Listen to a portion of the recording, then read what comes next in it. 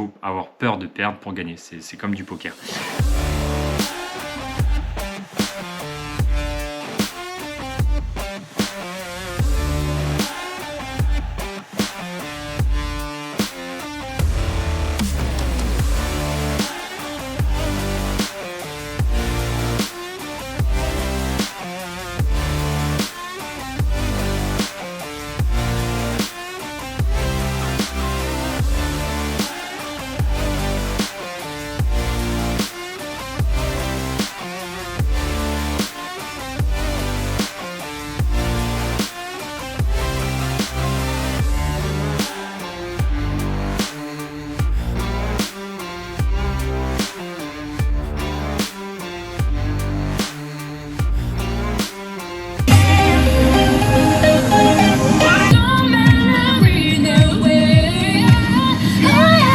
Allez, cette fois-ci direction la Bretagne pour le Ladies Challenge à Ploërmel. Nous nous sommes organisés entre filles pour avoir un camion, un logement et on a pu faire un débrief à distance avec notre directeur sportif qui était pris pour les compétitions avec les garçons. Et nous avons fait un véritable travail d'équipe pour la préparation d'un repas digne de compétitrice. Allez, ça y est, nous voilà sur la ligne de départ. Nous nous sommes placés en première position 20 minutes avant le top départ, histoire d'être bien rassurés sur le fait qu'on partait devant. Et je sens qu'aujourd'hui, je me sens bien, je n'ai pas de courbatures, je suis motivée, je suis détendue. J'arrive même à rigoler sur cette ligne de départ. Et pour cause, depuis le début de saison, j'arrête pas de réclamer une course sur laquelle il y a du dénivelé, sur lequel on serait moins nombreuses. Et ça y est, ce jour est enfin arrivé. C'est vrai que depuis le début de saison, je suis sur des pelotons de 100 à 110 personnes, sur lesquels ça a du mal à rouler puisque les routes sont assez étroites. Là, on a fait la reconnaissance, la route est propre, on a de quoi pouvoir doubler et on n'est que 60, donc ça permet de pouvoir remonter assez facilement en cas d'erreur et d'avoir reculé sur l'arrière du peloton, sans compter cette fameuse côte de l'arrivée qui me rassure vraiment sur mes capacités à pouvoir faire une bonne place aujourd'hui. Voilà, c'est parti à l'instant pour tour. Allez, ça y est, pour la première fois, j'arrive à faire un beau départ. Je me retrouve en première position. Donc l'idée pour moi, c'est vraiment de démarrer tranquillement. Je suis en première position, mais j'ai pas envie de me cramer. Je veux juste que le peloton puisse s'organiser petit à petit, de façon à ce que je puisse être dans les premières positions, mais sans être tout devant pour autant. Ce n'est qu'au bout de 1 km 200 que Justine Jégu se décide à placer une première attaque. Ça ne m'étonne pas de sa part, puisque c'est une concurrente redoutable qui a l'habitude de faire des podiums et de gagner plusieurs compétitions. Donc l'idée pour moi, c'est d'apprendre un maximum de ce qu'elle peut faire au quotidien pour pouvoir m'améliorer sur le point de vue technique. Et là, clairement, j'aurais fait la même chose qu'elle. L'idée pour moi, c'était de passer ce virage à épingle dans la meilleure position possible pour limiter les chutes et surtout la relance. Me voilà bien placée sur cette portion étroite, sauf que les bonnes places coûtent cher puisque la candidate de Verne vient de me toucher pour me déstabiliser, ce qui automatiquement m'a fait freiner et reculer de plusieurs positions. Donc je sais que je surréagis sûrement encore un petit peu à ce genre d'attitude et que c'est surtout à moi d'apprendre à pas me laisser faire. Donc ça, c'est une leçon que je tiens pour la prochaine fois. Je ne suis donc pas idéalement placée au pied de cette côte, donc j'essaie de prendre un maximum d'élan pour remonter le plus de place possible et à nouveau retrouver une position correcte. Mais j'ai manqué de concentration dans la ligne droite qui a suivi cette côte qui fait que j'entame ce deuxième tour avec le virage à épingle dans une mauvaise posture, puisque comme on peut le voir, je suis ainsi dire la dernière du peloton et que je recommence à laisser trop de distance avec l'avant du peloton. Alors heureusement que pour ma part j'ai beaucoup de watts puisqu'on peut voir juste là que la sélection se fait quand même par l'arrière et si j'avais eu la malchance d'être dans un peloton trop étoffé, j'aurais peut-être pas pu passer entre ces filles pour pouvoir tenir le peloton et j'aurais pu me retrouver bêtement piégée dans une cassure. Donc là je suis indéniablement dernière du peloton au pied de cette nouvelle côte, donc l'objectif pour moi est de laisser de la distance pour avoir un maximum d'élan dans le virage de façon à ce que la relance soit minime et là je donne tout pour remonter et cette fois-ci être véritablement dans une bonne position de façon à pouvoir la conserver.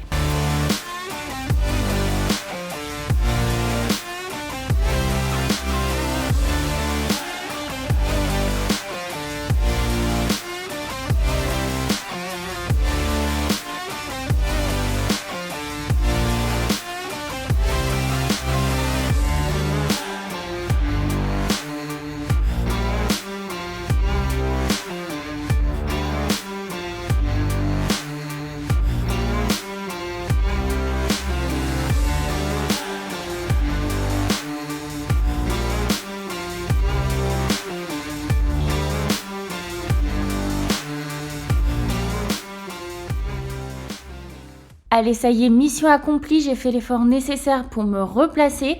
Maintenant, il faut que je puisse la conserver. Le vent vient de droite, je suis donc bien placée, combien même il n'y a pas grand monde devant moi. Mais à nouveau, juste avant le virage à épingle, je me refais entourer par le peloton. Donc vous me direz que l'avantage, c'est que je profite de toute l'aspiration puisque je suis ni devant ni derrière. Mais par contre, je suis moins à l'aise pour pouvoir appréhender ce virage. Donc sur ce chemin, juste avant la côte finale, on se retrouve vent de face, 3/4 face pour être exact, donc il est préférable d'être sur le côté gauche tel que je le suis.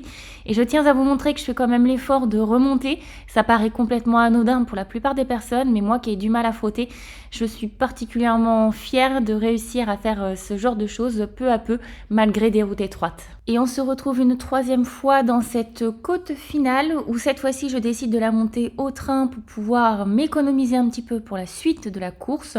Il faut savoir que cette côte fait quand même 500 mètres avec 4,5% de moyenne, dont des portions juste avant le virage à 9,3%. Donc c'est une côte qui me plaît vraiment et sur laquelle j'ai bien l'intention de tout donner lors du sprint final.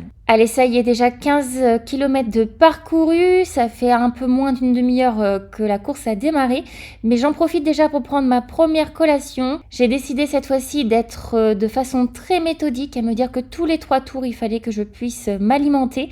Néanmoins, le fait de m'alimenter me déconcentre un peu et pour l'instant, ça me fait glisser vers l'arrière du peloton. J'imagine que plus je vais pouvoir le faire pendant les compétitions et plus je vais prendre l'habitude de façon à ne pas glisser de la sorte. Je me retrouve donc une fois de plus à l'arrière du peloton, mais pas avec n'importe qui, puisque la team, elle, est en train de comploter.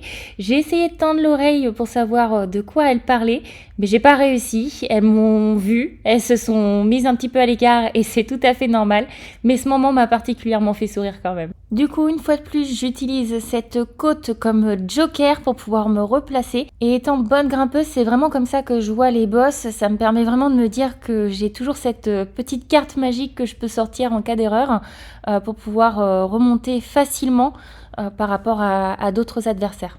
500 mètres plus loin, on a une ancienne professionnelle qui place une attaque. Elle passe juste à côté de moi.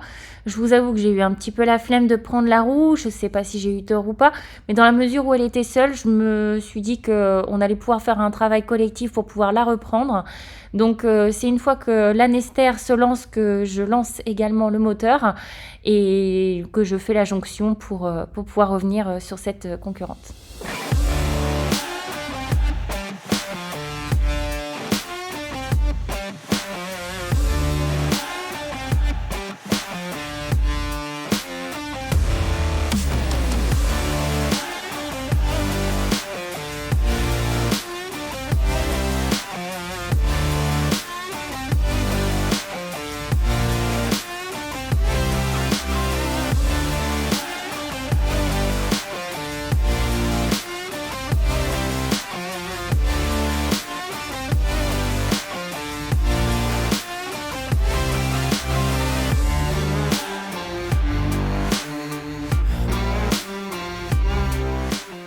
Lors de cette 4e ascension, je me retrouve super bien placée.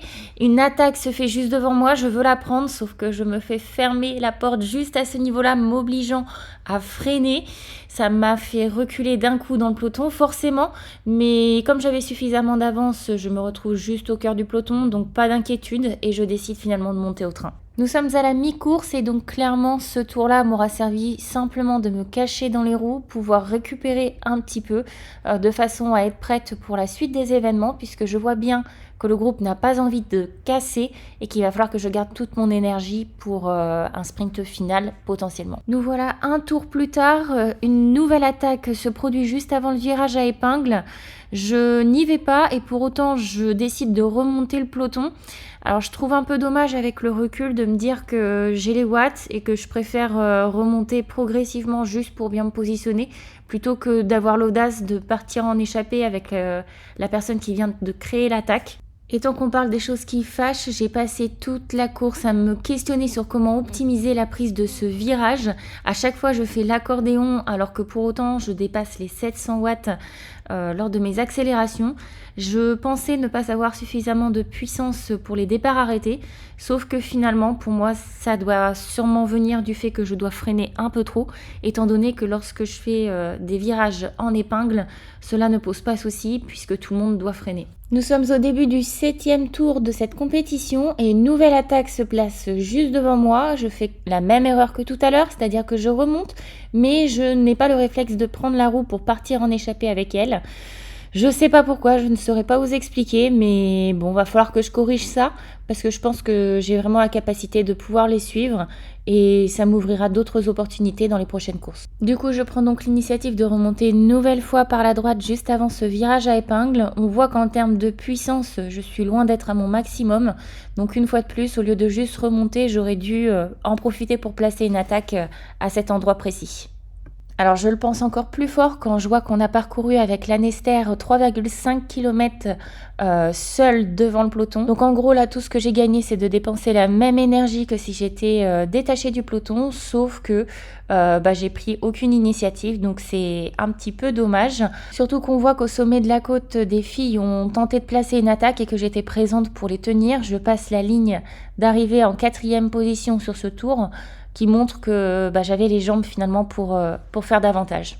Du 8e tour, je reste placée en 3e position, prête à pouvoir agir, mais malheureusement, étant qu'à 2 tours de la fin, personne n'agit réellement, tout le monde commence à réfléchir à l'économie, et du coup, il ne se passe pas grand-chose. Je décide donc, après le virage à épingle, de revenir un petit peu plus au chaud pour me protéger. Je retrouve Lisa, Sabrina et Marine, mes coéquipières, qui sont également bien placées. Et le vent venant de gauche, je suis du bon côté. Nous revoilà une nouvelle fois sur la portion face au vent, avec un léger vent venant également de la droite. Donc là, comme la porte s'est ouverte sur la droite, je prends la décision de remonter avec la fille de la Nester. Sauf que les choses traînent un petit peu, je dépense de l'énergie, plus qu'il n'en faut, puisque je ne prends pas de décision. Je reste vraiment une nouvelle fois, comme j'aime bien dire, le cul entre deux chaises. Et je finis par me souvenir de ce que Progress m'avait dit.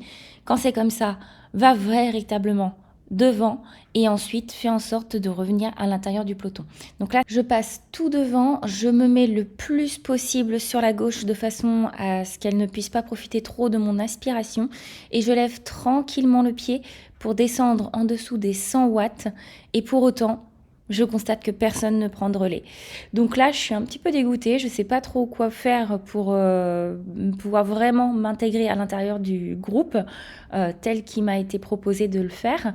Donc du coup, je continue vraiment jusqu'au bout sans me fatiguer. Et à cet instant-là, l'idée est de pouvoir prendre ce virage en première position de façon à avoir toute la place pour le prendre librement et ne pas être ralenti, de façon à pouvoir reprendre cette côte avec un coup d'avance et pouvoir la monter au train.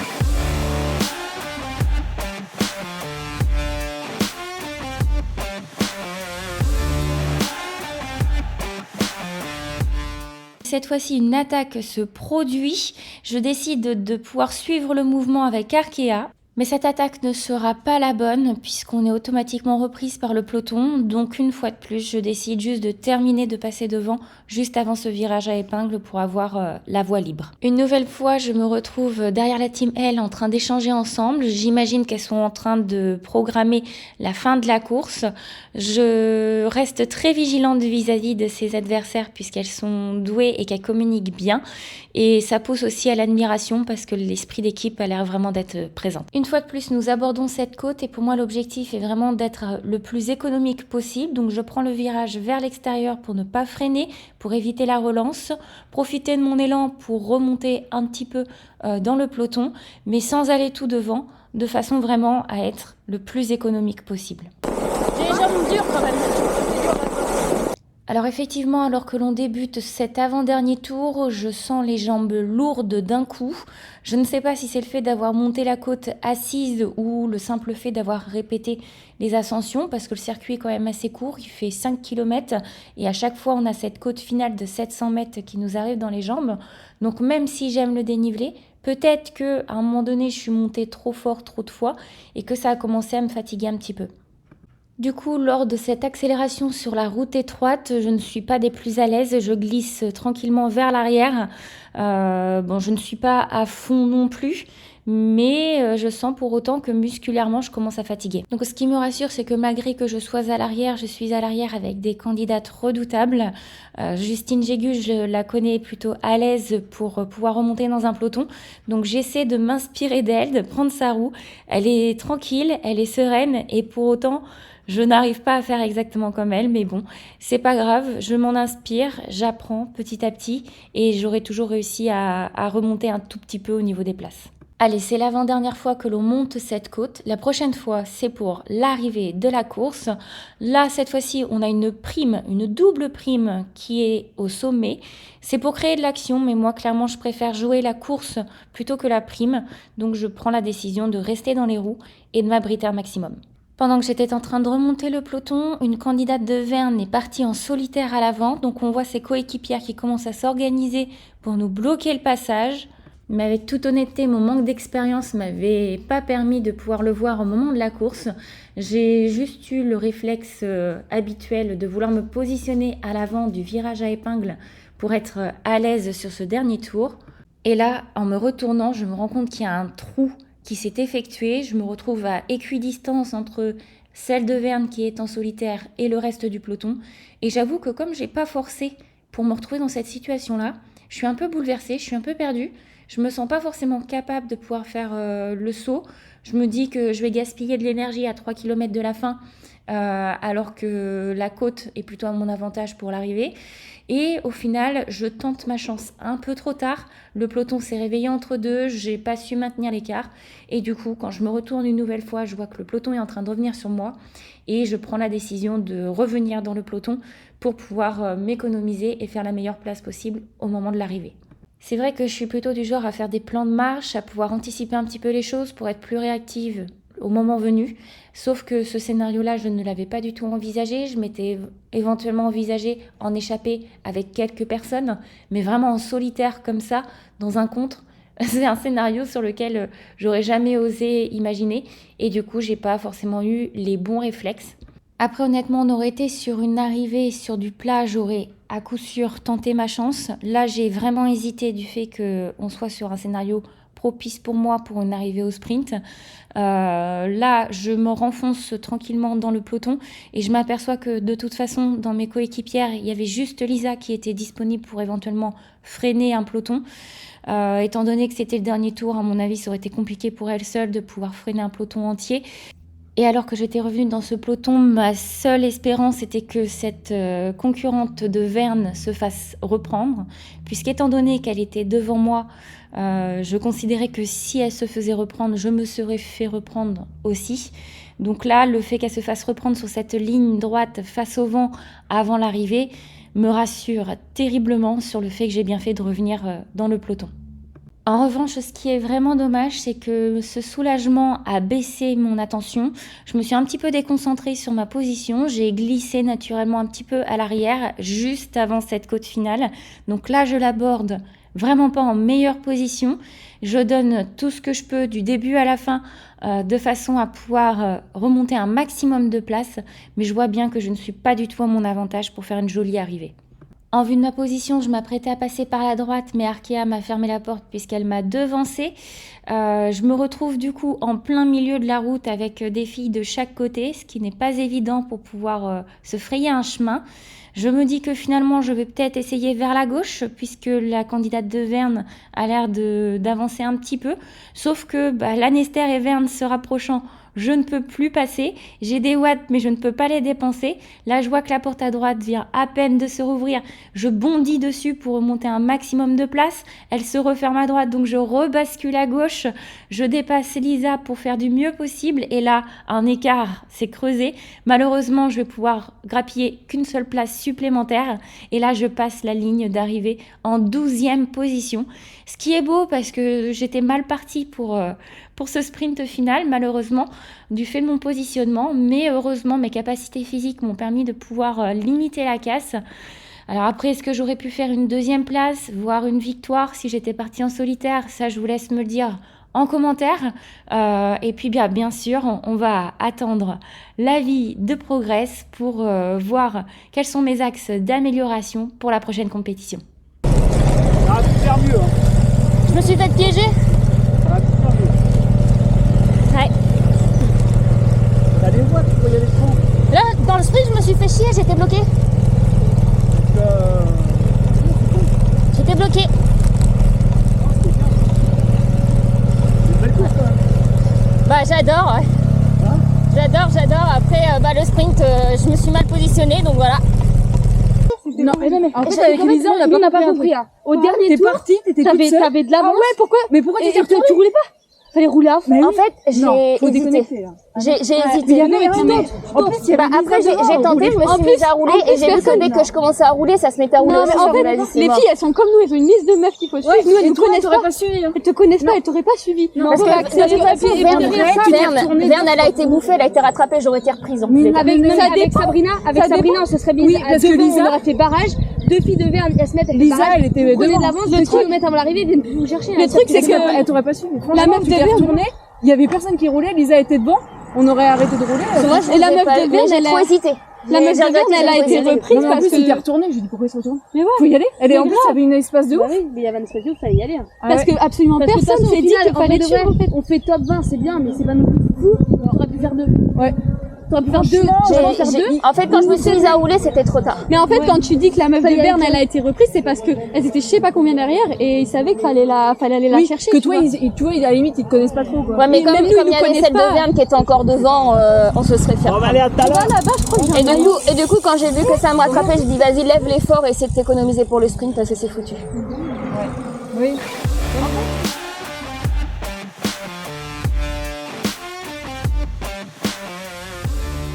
Bonjour à tous, j'espère que vous allez bien. Alors aujourd'hui, on va débriefer la course de Gwenaëlle à Ploërmel, donc qui était une course féminine.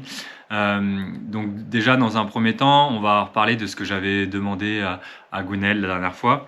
Déjà, le constat, c'est que son plan de marche, il est propre, il est établi. Avec par exemple les remontées d'une traite et plus par vague. Donc on a pu voir dans la vidéo que tu remontes beaucoup plus que lors des courses précédentes. La nutrition est donc aussi améliorée avec une quantité de gel bien plus importante. Donc on s'était fixé entre 90 et 100 grammes de glucides par heure. Donc ça a été plus que respecté. Donc voilà. Donc, outre le fait de faire des constats, il faut aussi dire quand il y a du positif. Et là pour le coup, il y a énormément de positifs dans cette course. Maintenant, on va quand même essayer de peaufiner certaines choses parce que voilà, soit on apprend, soit on gagne. Et vu la course, on voit qu'il n'y a pas eu de victoire encore, mais il y a beaucoup de positifs là-dedans. Le premier point, on voit que tu as été beaucoup plus actrice, qu'il y avait beaucoup plus d'opportunités d'échapper. Et donc, j'aimerais revenir sur ce point-là, sachant que pour moi, il y avait possibilité de s'échapper et tenter plus de choses. Alors, tenter plus de choses, c'est-à-dire que il faut que tu sentes les choses et c'est pour ça que généralement les échappées, il faut que tu arrives à les sentir. Quand c'est, comme on peut le voir dans la vidéo, il y a beaucoup d'échappées solitaires avec une seule femme.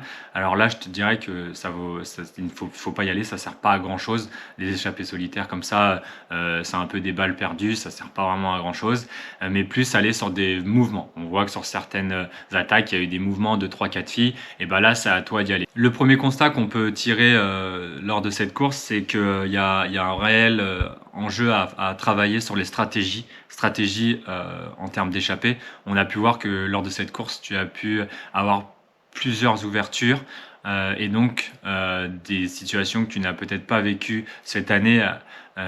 Et donc là, on va essayer de pouvoir t'aiguiller. Donc ça, c'est vraiment à toi d'analyser les coups et les cyclistes en pointant des cyclistes qui ont l'habitude de faire ce genre de choses, des cyclistes à fort potentiel. Donc on voit dans la vidéo, tu parles souvent de Justine Jégu.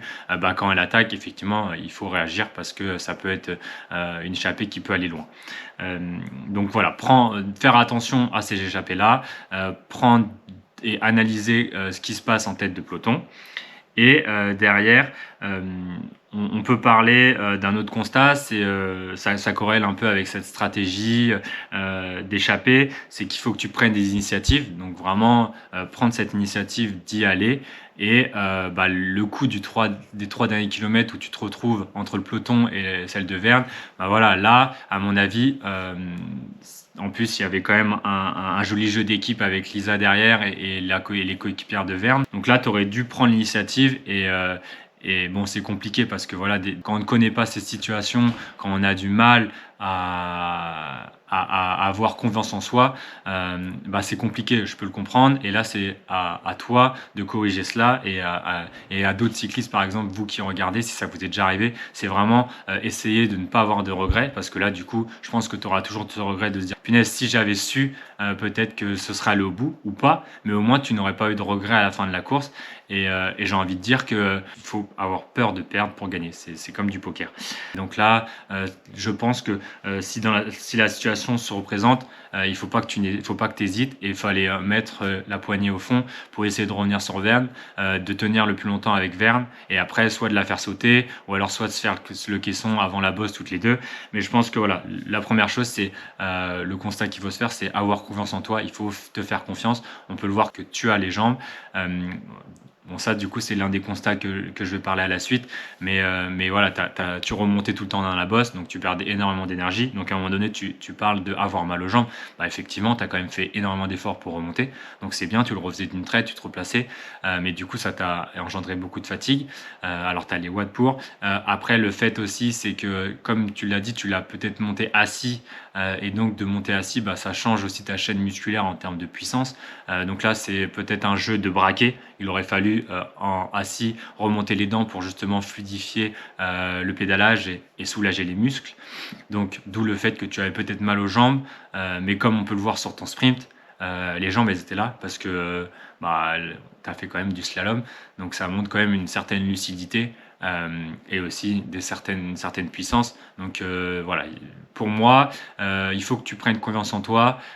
Tu as les compétences, tu as le potentiel et fallait appuyer à max quand tu t'es retrouvé dans cette situation à 3 km pour pas avoir de regrets et tenter quelque chose qui aurait pu payer avec un joli jeu d'équipe, comme je l'ai déjà dit, de ta coéquipière derrière pour bloquer. Alors ça veut pas dire que ce sera allé au bout, loin de là, peut-être que ce serait faire prendre et du coup tu aurais explosé, mais au moins tu aurais tenté, tu aurais peut-être senti le goût de la victoire, quelque chose que tu n'avais peut-être jamais ressenti, donc là tu l'aurais senti très proche, peut-être se faire reprendre à 1 kilomètre, mais au moins tu aurais senti ce goût de la victoire et si ça se trouve, tu te serais peut-être trouvé mieux placé dans la bosse, de deux, du coup, tu aurais pu faire un sprint différent. Alors, je dis pas que tu aurais fait mieux que 12, mais bon, j'ai envie de te dire, quitte à gagner ou faire 12, j'aurais tenté d'essayer de gagner plutôt que faire 12. Ça, c'est mon point de vue. Maintenant, donc, sur tous ces constats-là, il y a énormément de positifs et il faut continuer dans cette direction pour les courses précédentes. Maintenant, un autre curseur qu'on n'a jamais un peu établi, c'est l'analyse. L'analyse de ce qui s'est passé dans cette course et l'analyse de tes courbes de puissance et l'analyse de tes puissances. Donc déjà, le point clé, et ce qu'il faut que tu saches aussi, c'est qu'on sur les différents chiffres qui sortent, tu n'es pas à ton pic de forme. Il y a encore énormément de progression à faire, il y a encore un stade à franchir, et que du coup, voilà, ton physique n'est pas à son plein potentiel, donc ça amène à de belles choses. Donc ce qu'il faut savoir chez ProRes, c'est qu'on a un data analyst qui analyse toutes tes données. Et donc là, il a fait un petit constat, on a fait un petit constat de ce qu'il y a à travailler. Et c'est là où aussi on essaie de t'amener à ça. Outre le fait des stratégies, on t'amène à te dire ce qui reste à travailler quand on voit la course. Donc l'analyse de notre data analyst, c'est qu'on voit qu'il y a des données entre 20 à 30 secondes qui ne sont pas encore optimales. Donc ça, c'est vraiment le travail qu'on va mettre en place dans les prochaines semaines. Donc un travail sur les 20 à 30 secondes. Il faut travailler du coup sur la puissance anaérobie, plus précisément sur la puissance en zone lactique, avec des exemples de travail, par exemple d'explosivité.